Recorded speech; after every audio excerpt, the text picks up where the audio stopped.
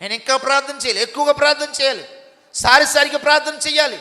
నేను ప్రార్థనతో నేను కట్టుకోవాలి, నా బిడ్డలు కట్టుకోవాలి, నా కుటుంబాన్ని కట్టుకోవాలి, నా జీవితాన్ని కట్టుకోవాలి. కొంతమంది పాపాన్ని చూస్తే పిల్లలు కొంతమందికి అంటారు, ఏమండి ఏంటన్నా ఆ అన్నం చూడగానే ఆ కూరలు చూడగానే మనసు ఆగుతలేదండి బాబు. ఏంటంటే చెప్పండి, మనసు ఆగుతలేదండి. నిజమే. మనుషులకి కొన్నిటిని చూసినప్పుడు ఏమవ్వదు చెప్పండి,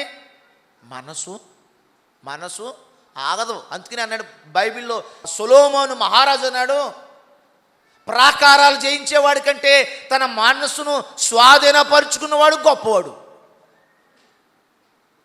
అలాగా నీ మనసుని స్వాధీనంలో లేనప్పుడు నువ్వేం చేయాలంటే ప్రార్థన ద్వారా జయించాలి. దేవునికి స్తోత్రం చెప్పండి.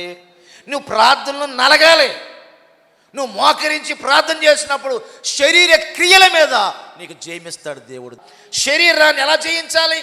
బైబిల్ గ్రంథంలో గలతీ పత్రికలో చెప్తాడు, ఆత్మచేత శరీరాన్ని చంపాలంట, శరీరాన్ని జయించాలి.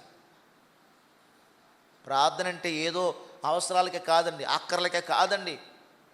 మన ఆత్మీయ పోరాటంలో మనము దేవునికి ప్రియమైనగా మారాలంటే, ఈ శరీరాన్ని చంపాలంటే మన ఆత్మ బ్రతకాలి. దేవునికి స్తోత్రం చెప్పండి. దేవుని సన్నిధిలో నువ్వు మోకరించి కన్నీళ్ళు కాచి ప్రార్థన చేసినప్పుడు నువ్వు శరీరం మీద జయం పొందుకుంటావు.